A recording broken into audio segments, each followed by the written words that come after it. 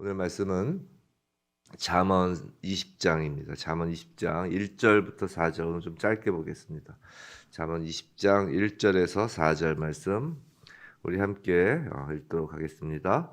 포도주는 거만하게 하는 것이요 독주는 떠들게 하는 것이라. 이에 미혹되는 자마다 지혜가 없느니라. 왕의 진노는 사자의 부르짖음 같으니 그를 노하게 하는 것은 자기의 생명을 해하는 것이니라. 다툼을 멀리하는 것이 사람에게 영광이거늘 미련한 자마다 다툼을 일으키느니라. 게으른 자는 가을에 밭 갈지 아니하나니 그러므로 거둘 때에는 구걸할지라도 얻지 못하리라. 아멘. 오늘 지혜로운 자가 피해야 할 것들이라는 제목으로 오늘 잠언 20장 1절부터 4절까지 말씀을 받을 때 정말 우리 모두가 이 말씀 가운데 피해야 할 것들을 피하는, 그리하여 더욱 하나님의 자녀로 빚어지는 저희들 모두가 되길 주님의 이름으로 축원합니다. 오늘은 짧게 4절까지만 보겠습니다. 내일은 아마 좀 길 것 같아요. 내일은 한 15절. 우리가 보통 그런 이야기 하잖아요. 잠언이 50장까지 있으니까 하루에 한 장씩 잠언을 읽고, 그죠? 잠언 25장까지 있죠. 그러니까 잠언 50까지, 잠언 30장까지 있죠. 30장까지 하루에 하나씩 한 달 되고, 10편 읽으면 하루에 한 편씩 읽으면 이제 150편이니까 그렇게 한 편씩 읽으라고 그러는데, 저희는 지금 이 아침에 한 장씩 읽는 게 아니라 한 장을 거의 3일 4일 걸쳐서 읽으니까 좀 늦다라는 생각이 좀 드실 수도 있지만, 그래도 이렇게 하나하나 이렇게 구절구절을 저에게 한 번씩 보는 것도 의미가 있겠다라는 생각으로 이렇게 하는 것입니다. 만약에 그걸 하루에 한 장씩 설교를 한다고 그러면 정말 한두 절 정도를 그냥 가볍게 넘어가고 나머지는 다 읽으시고, 하지만 뭐 그렇게 해도 의미가 있겠지만, 그래도 언제 저희가 잠언을 이렇게 강해 설교 제가 해보겠습니까? 또 성도 여러분 잠언 설교를 언제 이렇게 한번 처음부터 한번 듣겠습니까? 이렇게 한번 쭉 한번 가는 것도 의미가 있을 것 같아서 나름 주제별로 이렇게 좀 모으는 거예요. 나름 주제별로 이렇게 모아서 하는 것입니다. 내일은 아마 15절 정도까지 할 것입니다. 오늘 설교 제목을 지혜로운 자가 피해야 할 것들이라고 하였는데, 잠언은 지혜로운 자가 피해야 할 것으로, 오늘 잠언은 1절 보면 술이 나오죠. 또 두 번째 왕의 진노, 세 번째 다툼, 네 번째 게으름을 지금 말하고 있어요. 뭐 자주 반복되는 주제이기도 하죠. 뭐 게으름 같은 경우는 오늘 술은 아마 거의 처음 나온 거 아닌가 싶은데 앞에도 있었나요? 자, 잠언 말씀은 기본적으로 하나님 백성을 가르치기 위한 교훈집이에요.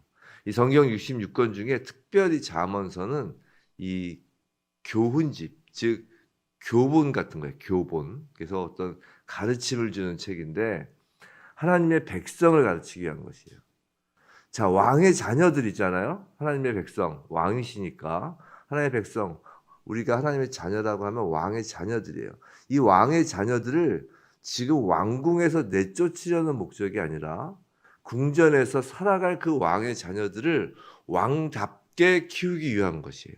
그래서 잠언 첫째 날 말씀을 드렸던 것 같은데, 이것은 원래 이스라엘 왕국에서 왕의 자녀들을 가르치기 위하여 그 여러 말들을 모은 거예요. 특히 솔로몬의 그 가르침을. 자, 무슨 말이냐면 잠언 말씀은 예수를 믿는 하나님 자녀들의 속칭 성화를 위한 말씀이라는 거예요. 성화를. 우리가 성화라고 생각하면, 물론 하나님께서 성화를 이루시는 방법과 뭐 길은 여러 가지이겠죠. 그래서 뭐 누구는 뭐 어느 날 성령이 확 임재 갑자기 확 성화가 되는 사람도 있을 수 있겠지만 하나님의 능력을 전 부인하지 않으니까요. 하지만 그런 경우를 전 본 적은 없어요. 하루아침에 성령이 임해서 하루아침에 사람이 착해지는 경우를 본 적이 없어요. 인격이 확 변하는 경우를 신앙생활을 하면서 말씀을 통하여 또 씨름하면서 이렇게 성화가 이루어지는 것이죠. 근데 이 잠언 말씀이 그 성화를 위한 그 교본과도 같은 말씀이라는 거예요. 하나님은 우리에게 성령을 주셨을 때는, 처음으로 성령을 주셨을 때는 그 믿음을 주셔서, 성령을 통하여 믿음을 주셔서 새 생명을 주신 거예요. 제가 처음 시작할 때 기도한 것처럼 거듭난 것이고 우리는 새 피조물이 된 거예요.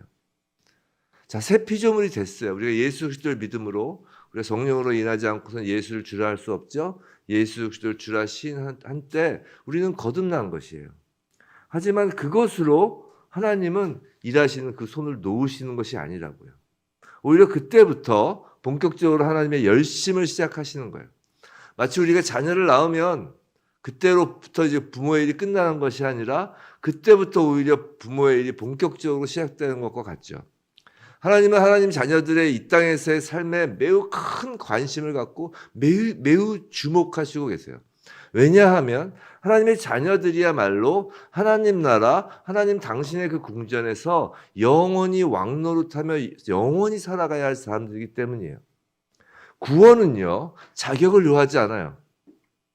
하나님께서 성령을 주셔서 우리를 하여금 예수 그리스도를 믿게 하여 예수를 주로 시인하게 하고 예수를 믿게 하여 구원하시는 그 구원은 우리의 자격을 요하는 것이 아니에요. 오히려 자격 없죠. 우리는 아무런 자격 없고 공로도 없어요. 하지만 하늘 궁전에서의 왕 노릇은 자격을 요해요.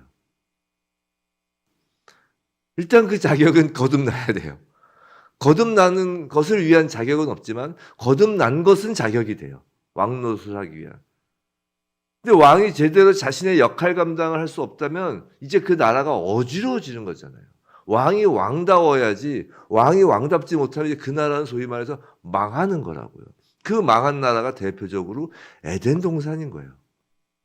처음에 하나님께서 그 최후의 그 마지막 완성된 하나님 나라의 예표로 보여주신 그 에덴 동산이 왜 망했어요? 왕이 왕답지 못했기 때문에 그런 거예요.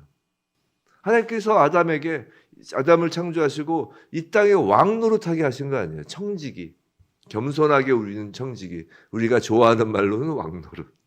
다 다스리라 했으니까. 근데 그걸 제대로 못하게 됐기 때문에 망해가는 게 이 지금 피조세계잖아요.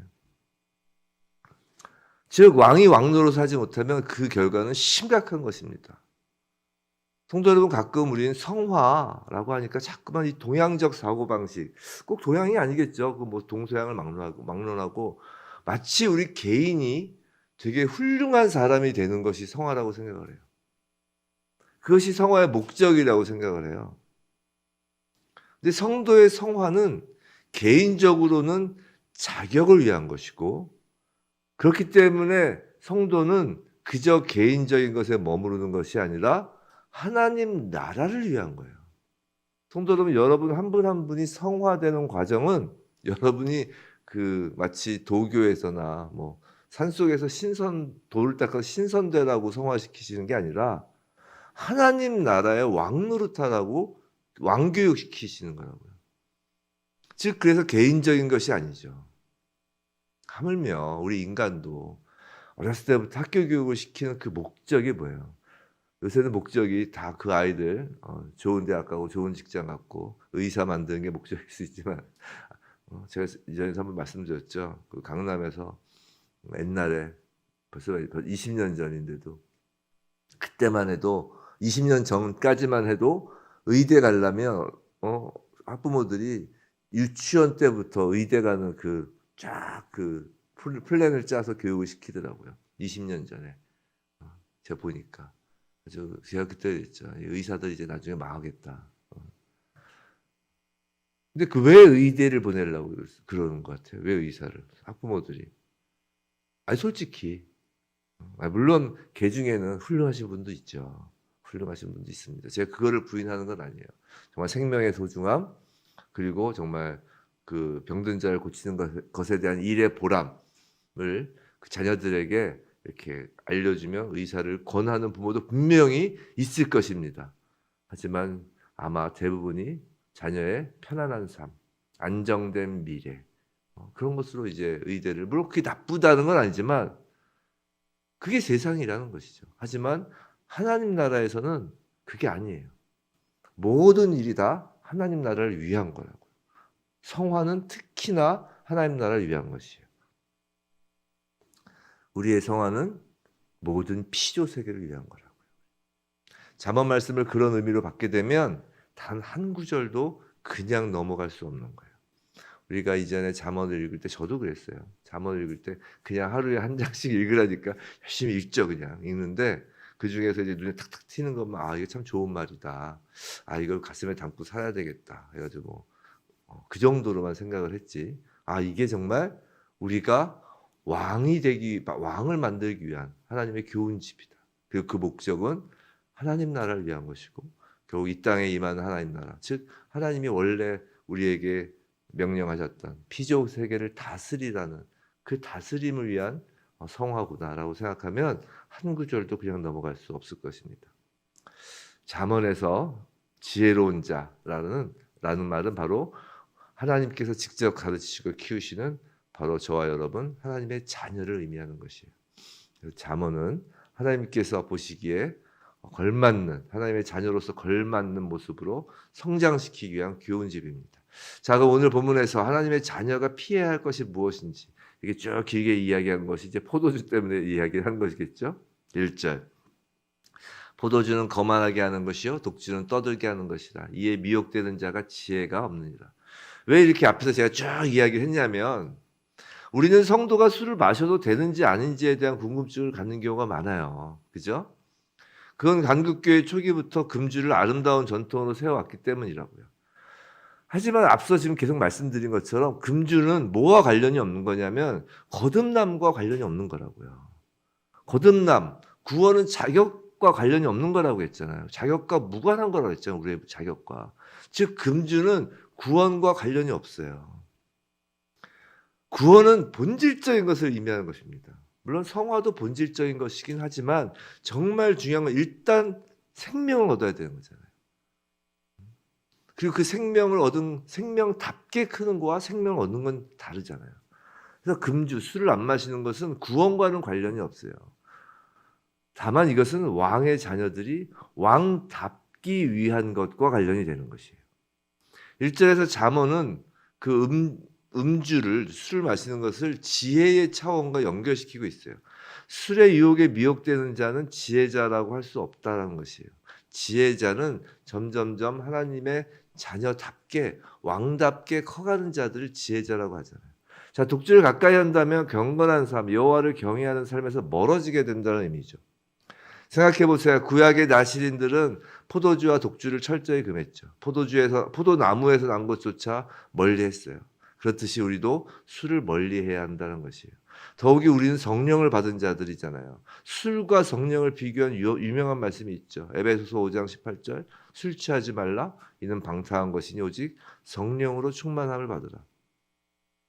성경은 술을 멀리하는 대신 성령 충만을 받으라고 합니다. 제가 참고로 이 설교에서 술에 대한 설교 나온 분들이 처음일 거예요. 왜냐하면 하도 교회에서 안 믿으시는 분들, 교회를 안 다니시는 분들이 선입관이 자꾸 교회에서는 술, 담배를 하지 말라고 그러니까 교회를 안 가고 천주교로 가더라고요.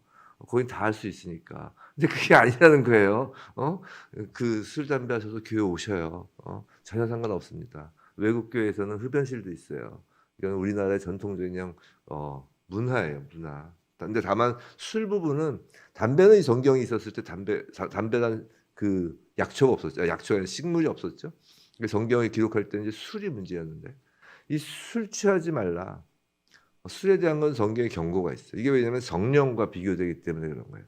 술 취하지 말라. 이는 방탕한 것이니 오직 성령으로 충만함을 받으라. 이게 에베소서 5장 18절 말씀이잖아요.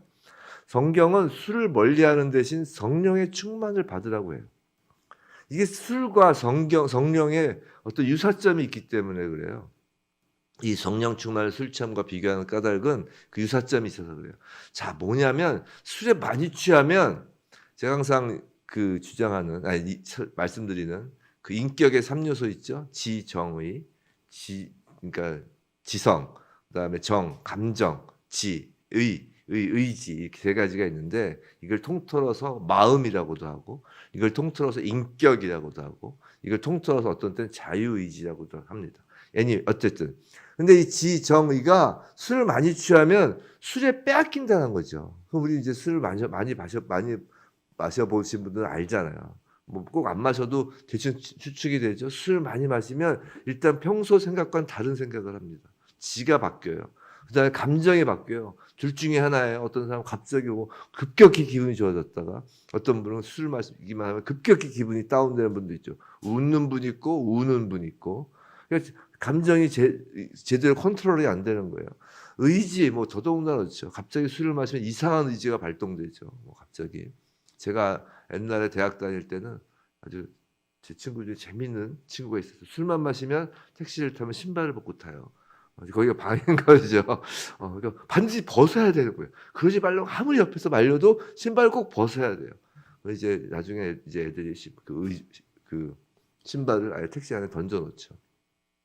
여러 가지 의지가 말도 안 되는 의지를 발동합니다. 고집이 되게 세져요. 술 많이 마시면. 그러니까 이렇게 지정의가 술에 빼앗기는 것이에요.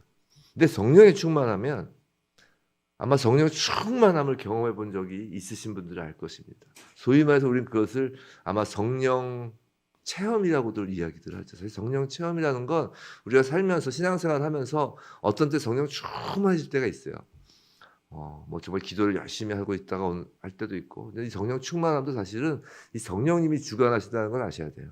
우리가 막 물론 성령을 구하면 하나님께서 가장 좋은 것인 성령을 주시죠. 자녀가 구하면 좋은 것을 주신다는 그 말씀처럼. 성령을 구하는 어떤 그런 간절함이 있고, 그리고 또 우리가 성령 충만하여져야 할 어떤 미션이 하나님으로부터 주어질 때는 하나님께서 주권적으로 성령을 확 부어주십니다. 전 그걸 믿어요. 경험도 했고. 그런 경험 많이 해보셨을 거예요. 그럼 성령 충만해지면 공통적인 게 좀 있어요. 그게 뭔지 아세요? 그냥 실실실 웃어요. 늘 기쁨이 차 있어요. 제가 이 성령 충만한 상태라고 하시는데 막 우시는 분은 별로 못 봤어요. 막 슬프게 막 갑자기 확 막 말로 표현할 수 없는 기쁨이 몰려오시죠. 그럼 막 아주 기쁘죠. 일단 감정도 이게 별로 기쁠 상황이 아닌데 기뻐합니다. 매우 힘들고 고통스러워야 할 상황임에도 불구하고 아주 큰 기쁨이 넘쳐요.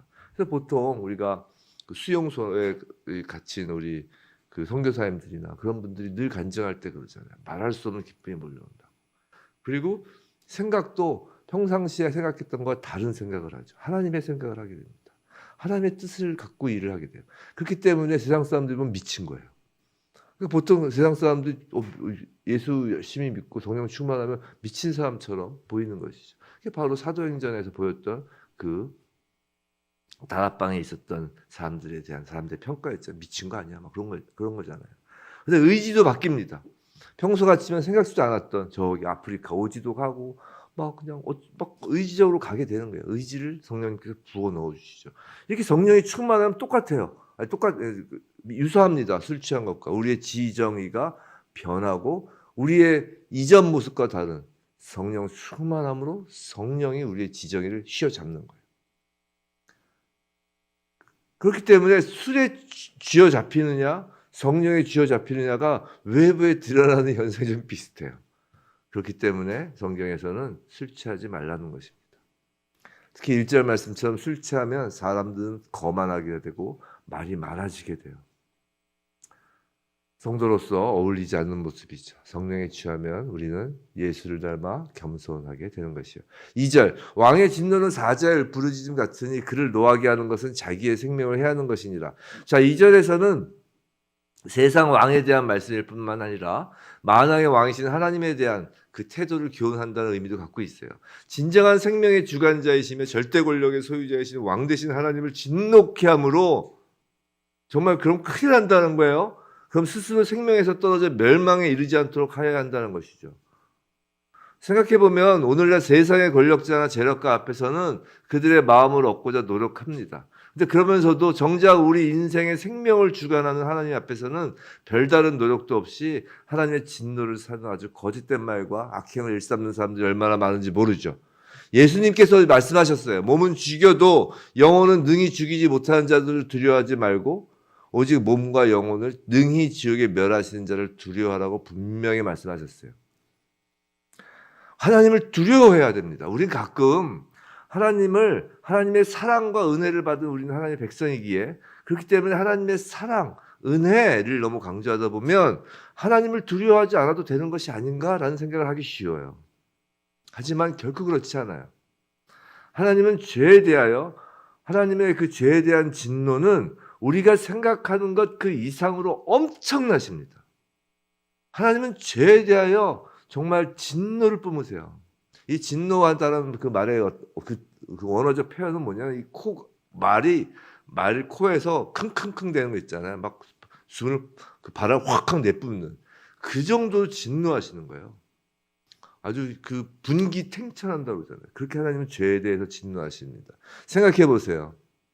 그 죄란 것 때문에, 그 죄 때문에, 우리가 짓는 그 하루하루의 그 죄 때문에 하나님께서 사랑하시는 독생자 예수 그리스도를 십자가에 내어놓으셨다고요. 하나님은 진노하시는 분이세요. 우리는 죄에 대한 하나님의 진노 앞에서 두려움을 가져야 하는 것이에요. 그게 왕 노릇하기 위하여 키우는 하나님의 자녀들이 가져야 할 중요한 마음 중에 하나입니다. 제가 말씀드렸죠. 하나님을 두려워하여야 세상을 두려워하지 않을 수 있는 거예요. 우리는 죄에 대하여 진노하시는 하나님 앞에 두려워하는데 그 우리의 두려움마저 하나님은 당신의 사랑으로 바꾸십니다. 우리가 하나님을 두려워해야 세상을 두려워하지 않는 참된 그리스도인으로 클 수가 있는 거예요. 하나님을 두려워하지 않으면 그때부터 아까 말씀드린 것처럼 세상 왕들 앞에 무릎 꿇고 세상을 두려워하는 자가 되는 거예요. 그래서 돈과 하나님을 겸하여 섬길 수 없다는 건 거기도 적용돼요. 하나님을 두려워하면 돈을 두려워하지 않아요. 하지만 하나님을 두려워하지 않으면 돈을 두려워합니다. 세상 권력과 지위와 그런 거 다 뭐예요? 결국 돈이잖아요. 3절 다툼을 멀리하는 것이 사람에게 영광이거든 미련한 자마다 다툼을 일으키느니라. 자, 누가 옳고 그르냐의 문제가 아니에요. 지금 다툼 그 자체에 대한 말입니다.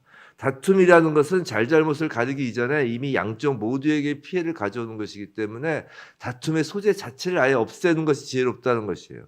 일단 시비가 붙어 싸움을 하게 되면 아무리 선량한 사람이어서 그 싸움에 잘못이 없다 할지라도, 그래서 자신의 억울함과 결백을 주장한다 할지라도 손바닥도 맞부딪혀야 소리가 난다라는 그 말을 들어가며 억울한 사람도 어느 정도 책임을 질 수밖에 없는 것이에요. 성경에서 다툼을 피한 대표적인 사람이 바로 이삭이잖아요. 이삭이 그랄 땅에서 우물을 팠을 때 그랄 목자들은 그 우물이 자기들 것이라고 주장하면서 싸움 걸어왔어요. 잘 아시죠? 샘을 얻기가 어려웠던 그 당시 사정을 고려하면 정말 싸움을 해서라도 우물을 지켜야 하는 것이 맞았을 것입니다. 그게 일반적인 세상의 방식이고 상식이에요. 하지만 이삭은 우물을 순순히 내주고 다른 곳으로 옮겨서 다시 우물을 파죠. 그러자 아비멜렉의 목자들이 다시 나타나 또 우물을 요구합니다. 정말 생각 같아서는 한번 싸움이라도 벌이고 싶은 심정 아니겠어요? 그러나 이삭은 또다시 양보하고 다툼을 피하여 이제 브엘세바까지 옮겨와 우물을 파죠. 물론 이삭은 불편했을 것입니다. 손해를 보는 게 아깝기도 했을 것이에요. 또 자존심이 매우 상했을 것입니다. 하지만 그 모든 것을 감수했다는 것이죠. 결국은 이삭에게 그랄 왕 아비멜렉이 사과하고 함께 화친을 요청하죠. 즉 이삭은 지혜자요 승리자로 마지막에 서게 되는 것이에요. 하나님은 우리가 그런 지혜자요 승리자로 서기를 원하는 것이에요. 갈라디아서 5장 15절에 이런 말씀이 있어요. 만일 서로 물고 먹으면 피차 멸망할까 조심하라. 우리가 그런데 다툼을 피하는 것은 단순히 멸망을 피하기 위해서가 아니에요. 다툼을 피하는 것은 화평이 하나님의 자녀의 본분이며 당연히 보여야 할 모습이기 때문인 것이에요. 4절입니다. 4절. 게으른 자는 가을에 밭갈지 아니하나니 그러므로 거둘 때에는 구걸할지라도 얻지 못하리라. 자, 마지막으로 하나님의 자녀가 반드시 피해야 할 것은 역시 게으름입니다. 팔레스타인 지역에서는 10월과 11월에 이른 비가 내린 다음에 추수를 위해서 씨를 뿌리고 그 다음에 4, 5월경에 추수를 해요. 그래서 씨를 뿌린 10월, 11월경에 이제 밭을 갈아야 하는 것이죠. 그래서 이제 가을에 밭갈지 아니하나니라고 하는 것이에요.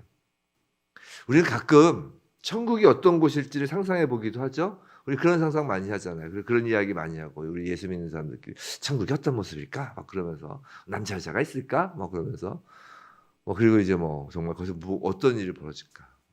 요한계시록을 보면서 늘 찬송만 하나 봐. 막 그러면서 우리 다 찬양돼야 찬송하는 것 외에 다른 게 할 거 없나 봐. 심심하겠다. 이런 얘기도 하고. 그래서 정말 철없는 예수 안 믿는 사람들은 우리는 그것을 이제 미련한 자라고 하죠. 농담처럼 천국은 재미없는 곳일 것 같아. 아는 사람이 없어서 지옥에 가야 알지. 아는 사람이 많으니까. 정말 농담으로라도 그런 얘기 하지 마시기 바랍니다. 왜냐하면 천국과 지옥은 실제하는 거기 때문에 실제하는 건 농담의 대상이 아니에요. 실제하는 것.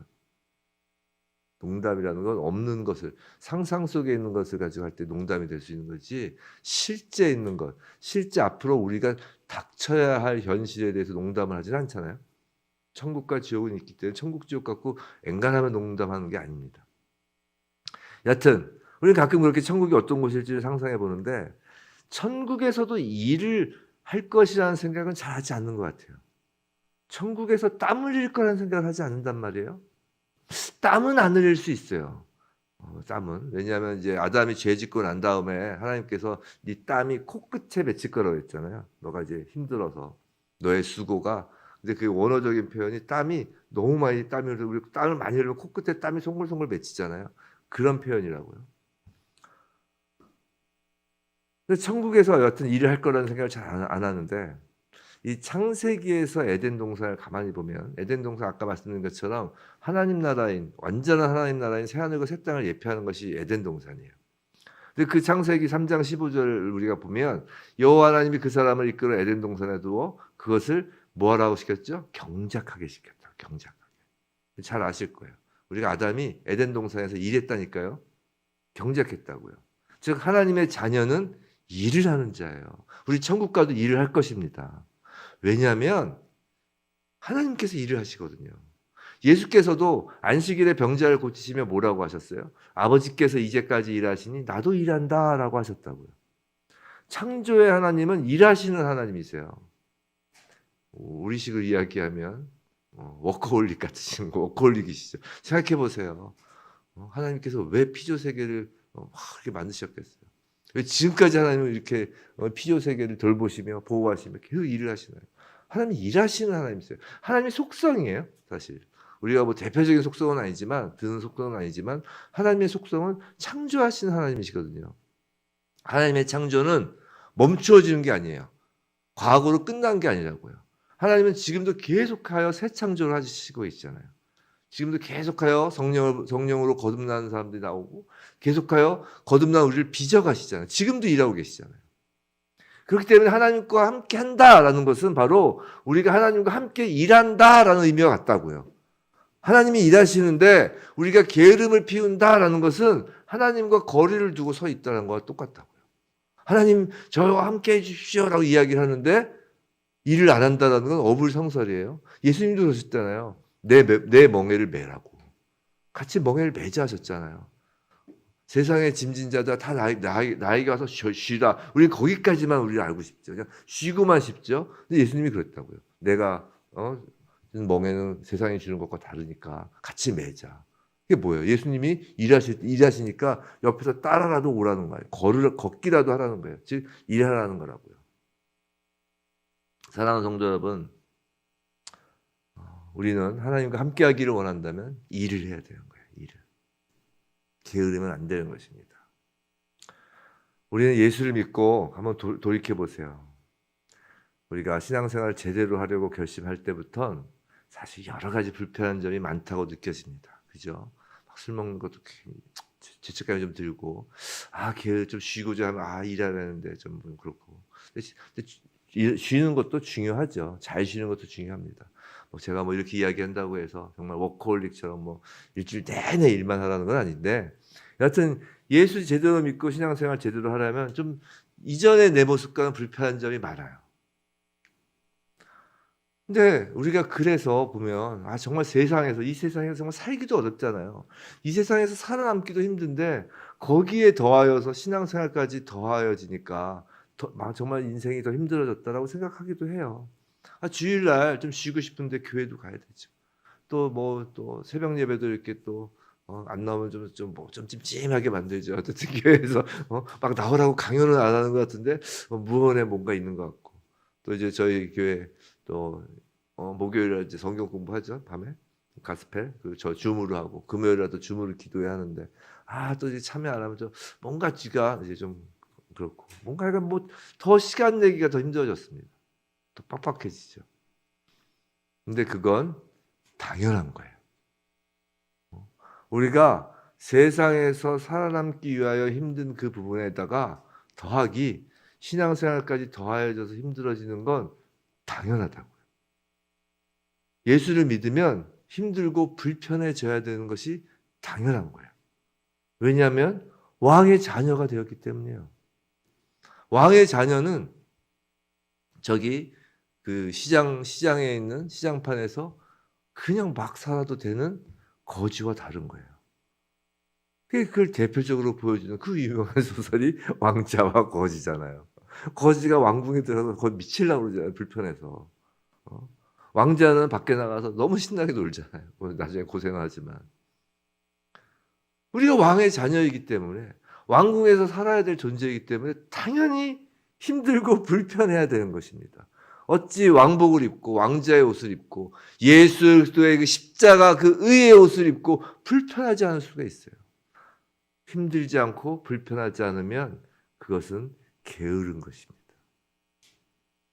부디 왕의 교육을 받는 자로 우리가 택함을 받았기 때문에 그것이 감사와 기쁨이 돼서 날마다 하나님 자녀답게 빚어지는 우리 모두에게 주님의 이름으로 축원합니다.